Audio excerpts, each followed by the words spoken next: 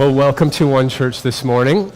My name is Aaron Stritzel, and I am the lead pastor here at One Church. Thank you for that.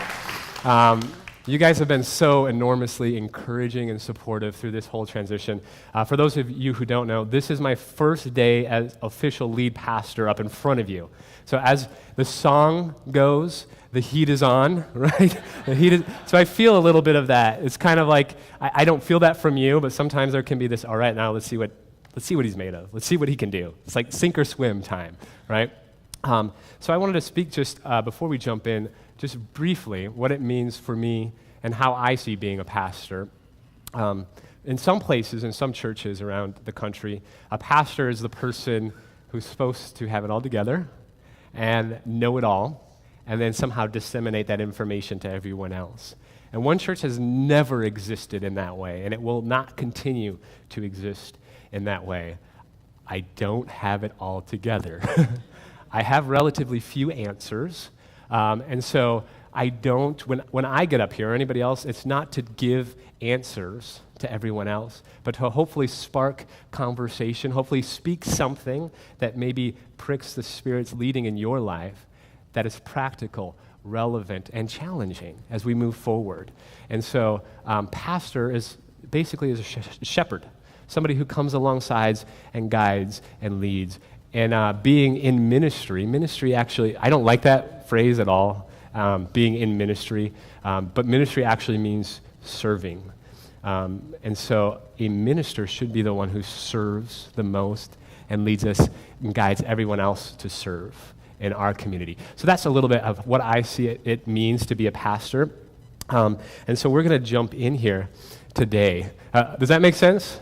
Of what I'm talking about a little bit, hopefully? For those of you who don't know, last week I was in Indianapolis at a conference. We're a part of an open network, which is basically a group of non-denominational churches that are open and inclusive and progressive in theology. And so we got together nationally. We got together at a seminary in Indianapolis and spent a whole week there. Let me tell you, I would love to go into every detail of all the things that are happening. But the best part was just getting to meet people, pastors and church leaders from all across the nation who are doing churches like One Church.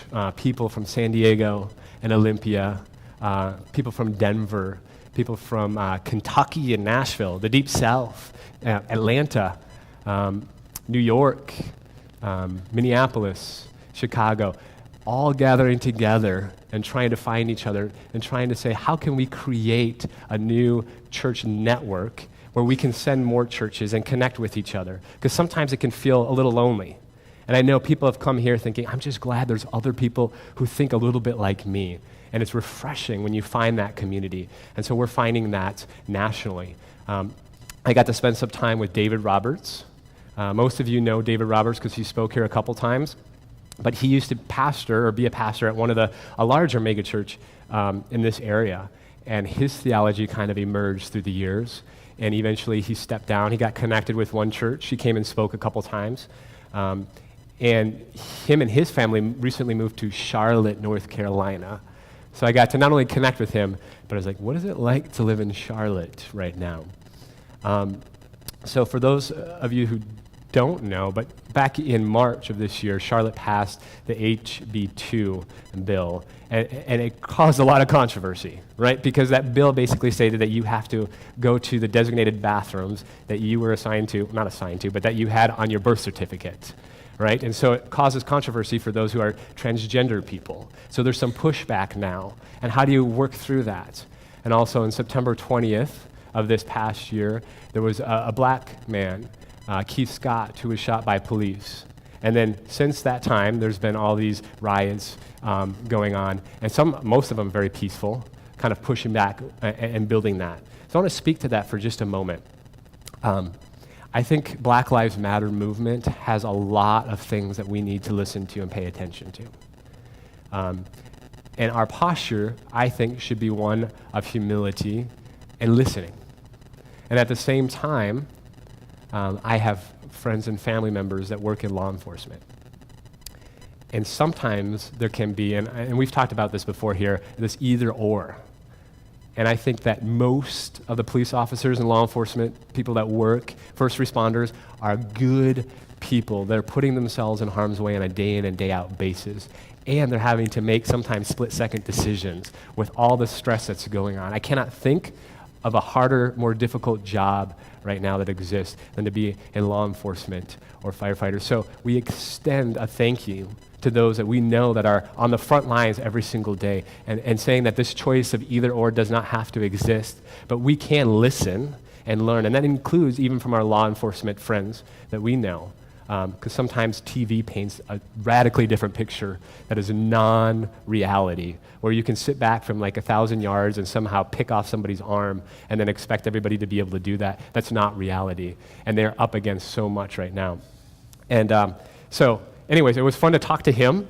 And Charlotte is at kind of the hub of a lot of contention and division that's nationally. So we feel that. We've talked about that before. We have religious contention, of course, racial contention and division, political division right now, and the political division is so huge right now. And I want to take a moment to speak to this very briefly. And that's always hard as a pastor to speak to politics, but I think I'm going to anyways.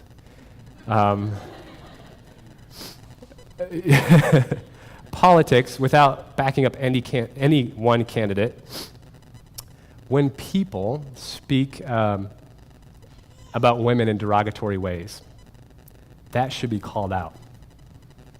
And that should be named. And that's not right, and that's not just. And the same side, when people lie about things and hide things, that should be called out, and that should be named, because that's not just, and that's not right. And so many of you, I've seen Facebook, have been calling that out and saying, that's not right. What they said here is not okay. It's not okay for any girl to go through that, any woman to go through that. It's not okay to lie. It's not okay to hide things. And our politics, of course, now is very, very divisive. And so that's all I'm going to say about politics. Whew, made it through that part. All right. So today, we begin a new series, Undivided. We're going to just touch base, just take the first baby step. I'm excited for the upcoming series, but we're going to just take a little baby step into what it means to live an undivided life. So as we begin, a quote from Brene Brown. By the way, I'm going to be quoting her like crazy here. She said, "We are divided as people because we are not integrated as individuals." And this quote is from Sandy. She posted it on Facebook, and I was like, that perfectly captures so much of what we're trying to do in this series. I think most people would agree we're divided as a nation. And then she connects that to the fact that we're divided as individuals. So how do we live a more integrated life? And that's what we're going to be exploring here today, is how do we live a more integrated life. And by the way, I'm speaking to myself just as much as anyone else. The last couple weeks, I've been traveling a lot, which I rarely do. My wife, she went through a big ceremony for school, and then she flew out to Vegas. She flew back in the next day. I flew out to Kansas City. I spent a week in Kansas City. Came back in Saturday. Then last week, Sunday, we had this cool little thing that was kind of a big deal to me here, my ordination and kind of the passing on. And so then I experienced that. And then this last week, I flew out to Indianapolis, and then I flew back in Saturday night. Then my family, they flew back in Saturday night from Seattle. And so I feel very fragmented right now. My brain, my body, everything feels very fragmented and divided. In fact, I wrote this sermon while on 2 different planes, and then I finished it up at the airport in Indianapolis at like 3 in the morning, which is just a little bit of telling of what my life has been like. And which it's not normally like that crazy, but all of us, I think, are busy with family and work and hobbies and responsibilities and church and sports and kids' lives and all the stuff that's going on. We live vastly hurried lives, divided in so many different ways, fragmented in so many different ways. So when I speak about this, I'm speaking to myself here just as much as anybody else. So I think it'll be exciting to find out what it means to live a whole life. So as we begin, the first thing I want to say is what wholeness is not. Wholeness does not mean perfection. Wholeness does not mean perfection. Is there anyone else here who struggles with perfectionism like I do? Right? perfectionism is awful because the thing is it just doesn't exist. And so you're always grabbing and trying like a hamster wheel and you never quite get it. Recently we had a pretty well-known author come through named Brian McLaren. And he was a pastor for 20 years. He's a church leader, part of the Open Network, which we're a part of, but in other areas as well. Very well known nationally and internationally. And he's an activist, he's an author. In fact, I looked at my books. I think he's written like at least 10 or 12 books.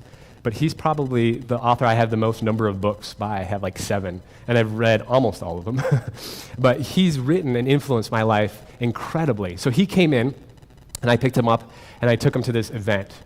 And right before the event, somebody came up and was like, hey, would you like to introduce him? And I was like, yeah, like, I mean, it's kind of like your hero in some ways, you know, like, introduce him? Yeah, sure. And then, of course, I keep like, what am I going to say? So I struggle with public speaking, unless it's planned, which is great. You're like, well, he's up there speaking, all right? But I struggle, especially when I don't know what I'm going to say, to get up in front of somebody, when it's not planned out and thought out. And so somebody, asked if I wanted to do this. I was like, okay, yes, I'll do this. And then it like hit my head, was spinning. Like, what do I say? How do I do this? And then people were coming in, so I was trying to talk to people. So anyways, I get up there. I say a few things about Brian McLaren, and then I look down on my phone because I pulled up some like short bio description of him. So I grabbed the phone, I looked down, and then I was like, my mind wasn't working, and I was like, so now I'm gonna share like a sort of bio of Brian McLaren. And then I proceeded to read, and then I sat down, and my mind was just like, what? Like a sort of bio in front of all these people, like this really well-known author, and then I give this botchy introduction. I was like, sort of, what is that? You're such an idiot, Aaron. Like what you meant to say was, I'm going to give him a proper introduction, and here I go, and sound very eloquent. But that's not at all how it went. So when I sat down, then I was repeating that thing. Anybody ever have that where there's a loop of like, oh man, I'm such an idiot. I wish I would have said this. By the way, for many of us, if we were actually to speak to other people the way we speak to ourselves, that would be verbally abusive, right? So maybe we should have a little bit more self-compassion towards ourselves. And that's actually going to be a part of the problem. We'll go into this a little bit more. But Parker Palmer says in his book, let me back up for a second. By the way, we're following this book here called Hidden Wholeness. It's written by a Quaker, an old dude, a Quaker old dude. By the way, old and age and wisdom are not valued in our country, in our context. And I think that is very devastating. We value youth and energy and then not age and wisdom. And I think we need to reclaim that because there is so much depth and meaning and wisdom we can learn from those who are and have gone before us. And so Parker Palmer is one of those people. He wrote this book, A Hidden Wholeness. We're doing one groups, which is our version of small groups. There's 2 one groups. You can sign up afterwards in the back by the information center. We have one on Tuesday night, one on Thursday night. The one on Tuesday, we don't have space for kids. Sorry about that, so you just have to provide childcare yourself. The one on Thursday, kids are welcome. So we're going to be going along with that book. It's 5 weeks long, so you're not committing to very much. So I know some of you who are new, a long-term commitment can be hard. Well, this is just 5 weeks. Really, it's just 4 weeks of in discussion, and then the 5 week, it's just eating, potluck celebration. So it's going to be exciting. Anyways, in his book, he writes this. He says that wholeness does not mean perfection. It means embracing brokenness as an integral part of life. Wholeness does not mean perfection, but embracing brokenness as a part of life. So we often look to nature and we see the beauty of wholeness. And yet nature itself is not perfect. There's different seasons that come through. And also, sometimes there's brokenness or devastation that comes forth from nature. So I grew up in a small rural town in Colorado, Durango, Colorado, which, by the way, Judy, who attends here, is traveling and vacationing in Durango, Colorado. So I get to see some pictures. The leaves, of course, are changing. I'm super jealous, and I hope she has fun, but I'm definitely jealous that she gets to be there right now. But we grew up there. It was surrounded by trees and acres and acres of wilderness. And every summer we had the fire season came along. And one summer in particular, in 2002, we had this fire on this ridge. It was called Missionary Ridge. And so it became known as Missionary Ridge Fire. The fire lasted for 39 consecutive days. In fact, it burnt some homes, and it actually at one point jumped over a major highway close to town. And so this was a big deal. I actually still remember going out there with my wife and my friends and just sitting on the side and seeing the fire at night. And it was like this eerie, sobering thing which was like destructive and awful, and at the same time, it was, I hate to say it, like kind of beautiful at night when you're sitting there. And so there was this moment in our lives where the whole town, it was constantly talked about because it was close to our city. Anyways, eventually it was put out, and they banned, you couldn't walk in that area for a year because it was just too dangerous. And so the next years, it was an area I often hiked to. And so the coming years after that, I would go out and take hikes out there. And at first it was really slippery. If you've ever been in like a burnt zone, because all the ash is there, especially if it's wet at all. So it was really, really slippery and just dead and black. And it was just kind of weird walking through that. And over the years, new life began to sprout out. Green grass began to grow. And these aspens, man, they just popped up like crazy, and they grew really fast too. And then oak, brush, and everything else kind of grew up. And it reflects the fact that brokenness is not anti-wholeness, but part of what it means to be whole is to include those aspects of our life. Different seasons, the day and the night, are a part of our system. Brene Brown, she writes, I told you I was going to quote her a lot. Anybody ever heard of Brene Brown? Amazing. I just read through her book. That's why a lot of these quotes are coming from her. I just read through her book for the first time, even though I read a ton of articles, The Gifts of Imperfection. So if you struggle with perfectionism, that is an amazing resource. So she writes, she says, we cannot ignore our pain and feel compassion for it at the same time. She continues and says, the heart of compassion is really acceptance. The better we are at accepting ourselves and others, the more compassionate we become. It's hard for us to acknowledge sometimes the brokenness, the dark parts of our life. We tend to stuff it down and thus live an undivided life. So there's this man, his name was Jesus. Most of us have heard of him, lived in the first century. He was this rabbi. And like most rabbis, he began to call people to come follow him. And among those that followed him, one of the first was this guy named Peter. And Peter, if you've read any of the Gospels, is this crazy, wild, super outgoing, kind of foot-in-the-mouth kind of person. In fact, one of the stories, he was the only one that steps out on the water and walks on water. And depending where you are theologically, some of us take that literally, some of us not so much. Either way, he was the one that stepped out and trusted God, got to experience something that others did not get to experience. So he's a pretty cool guy. And here's a little bit of an insight. I want to invite you to read along with me in the Gospel of Luke, chapter 9. And it says, once when Jesus was praying alone with only the disciples near him, he asked them, who do the crowds say that I am? They answered, John the Baptist, and others Elijah, but still others John the Baptist, but others say Elijah, and still others that one of the ancient prophets has arisen. So he said to them, but who do you say that I am? And Peter answered, the Messiah. Some translations say the Christ, or the anointed one of God. Peter, I think, saw beyond what most could see at that time. Great friend of Jesus. Many scholars believe he was one of the 3 closest associates of Jesus.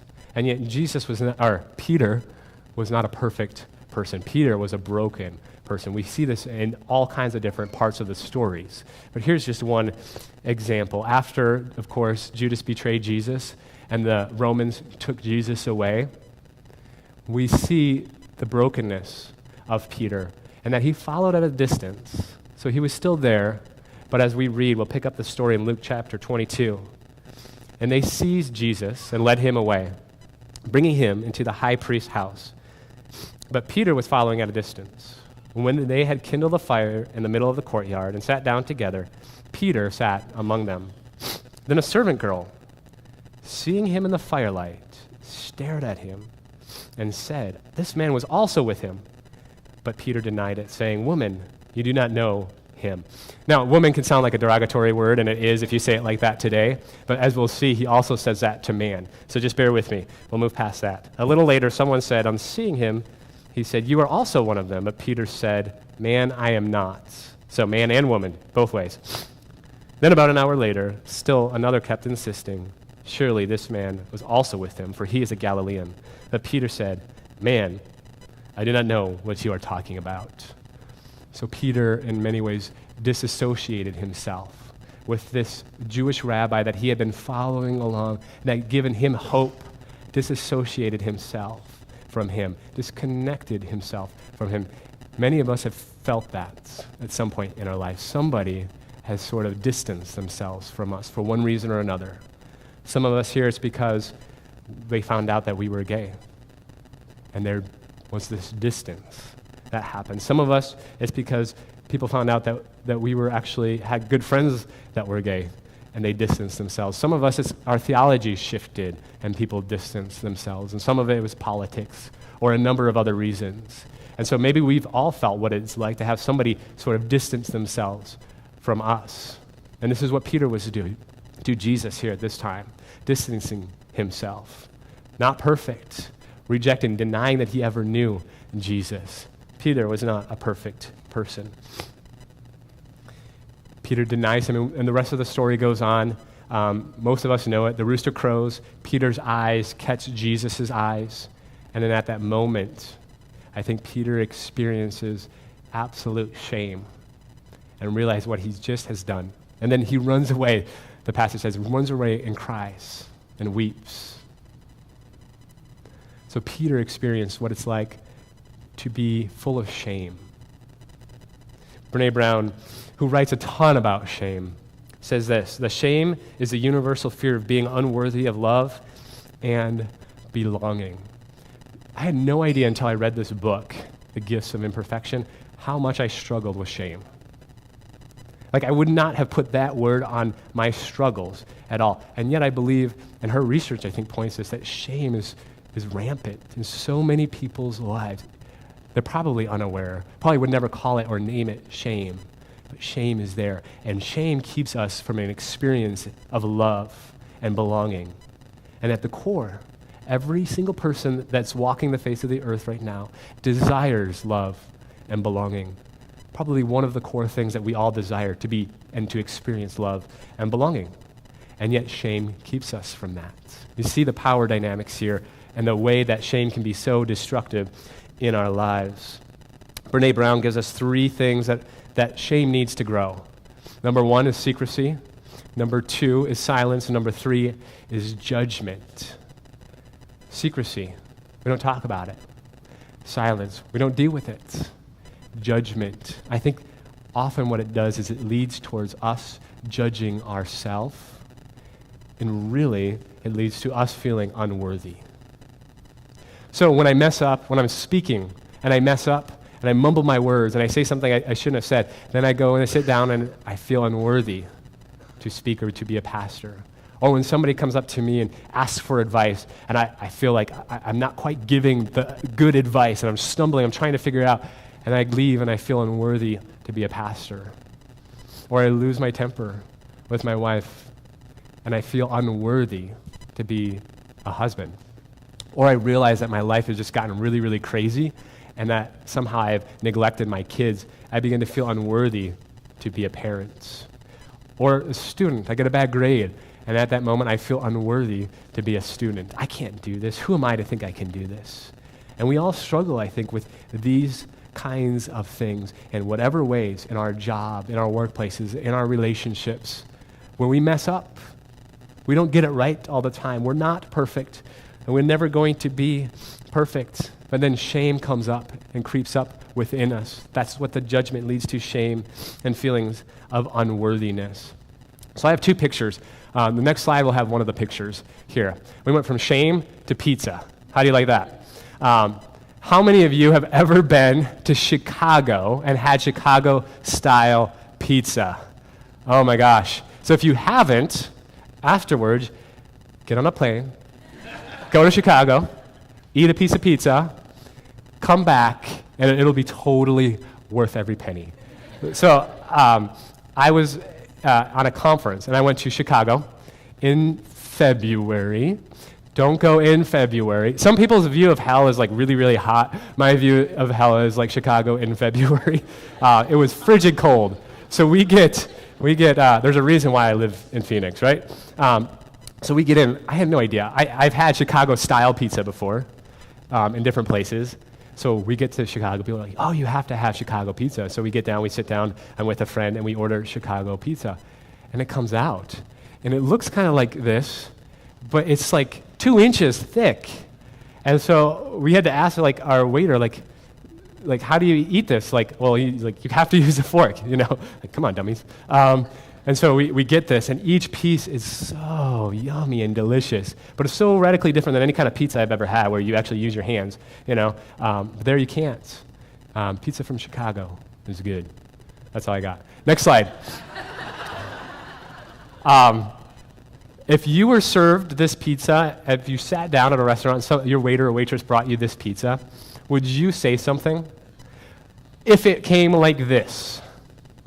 Yes, every single one of us would be like, something's missing.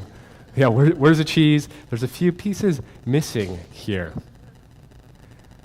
Most people are like this pizza, meaning we've divided ourselves and hidden part of who we are.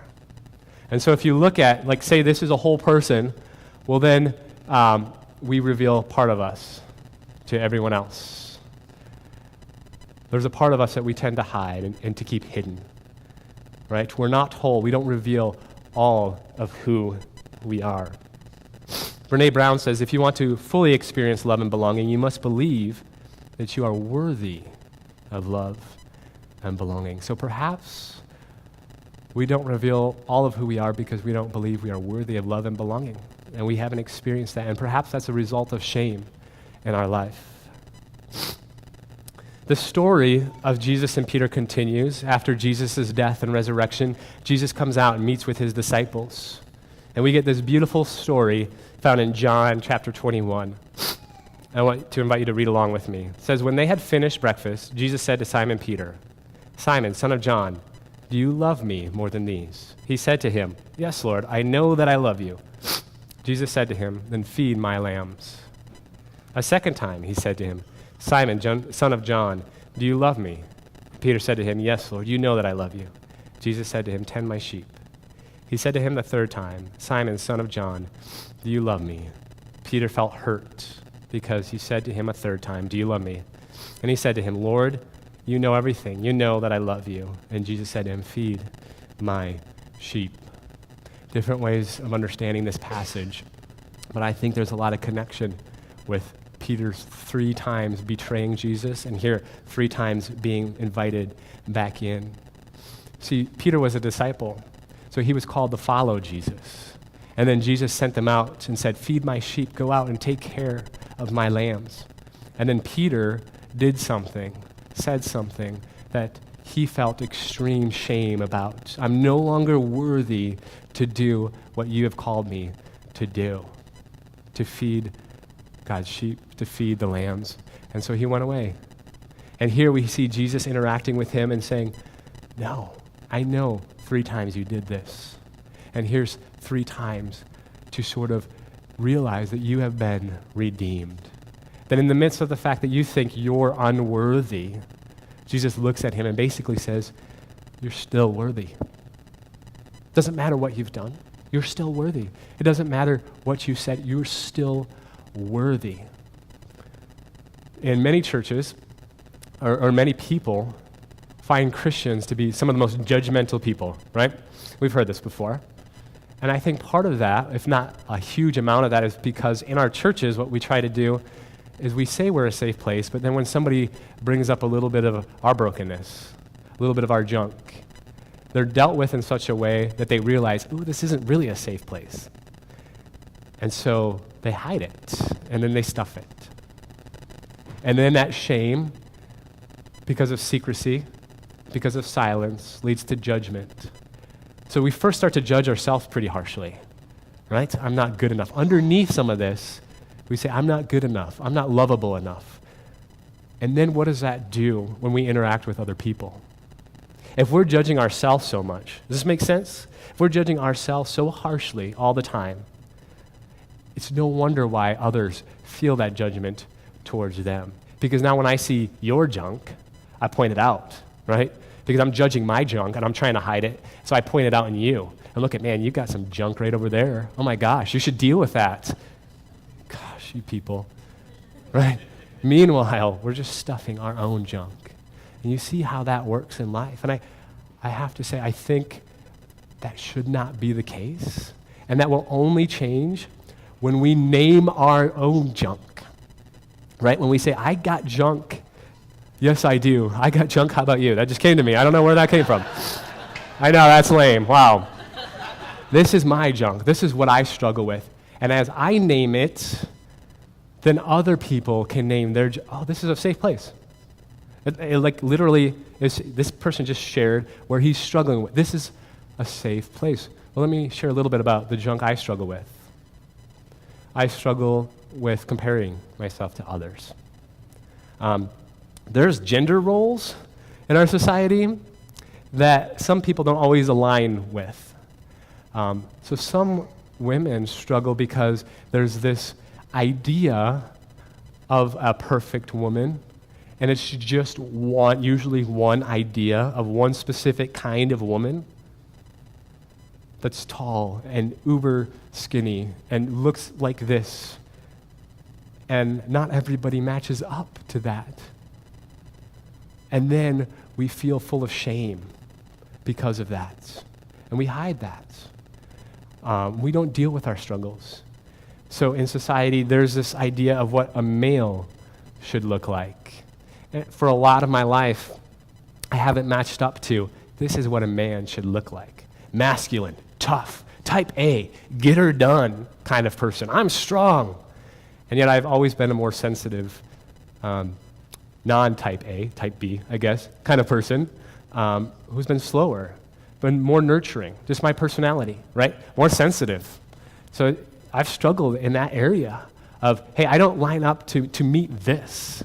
And so I can share that because I believe this is a safe place. And I believe that as we begin to share that, other people will find safety. Oh, you struggle with this? I struggle with that. And it creates this safe space where we now can name our junk. And as we do, shame and shame's power does not exist. It's gone. Shame's power primarily exists in its secrecy and hiddenness. Does that make sense? So, coming back full circle, the first step, which is very, very basic, but very necessary in our journey towards wholeness, is to understand that wholeness begins with accepting every part of yourself because you are worthy.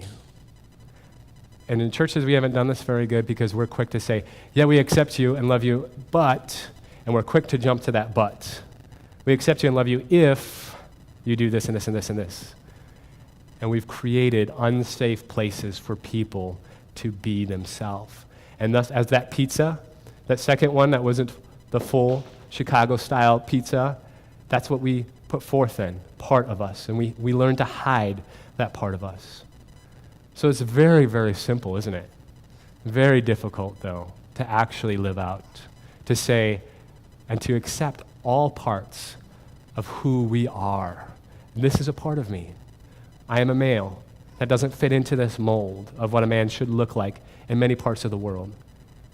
And as I learn to accept that more and more, that brings healing into my life. So today, as we close, I think as Jesus looked at Peter, when he was saying, feed my sheep, in essence, he was looking at Peter and saying, you are worthy. And so it's a simple thing up here, but how many of us and how many people struggle with experiencing it in our own life? So if nothing else, my hope is that you experience and feel the fact that you are worthy. You are worthy. Your past, whatever you've gone through, whatever you said, whatever you've done, you are worthy. And as we walk in that and experiencing that, we begin the path towards moving in an integral way.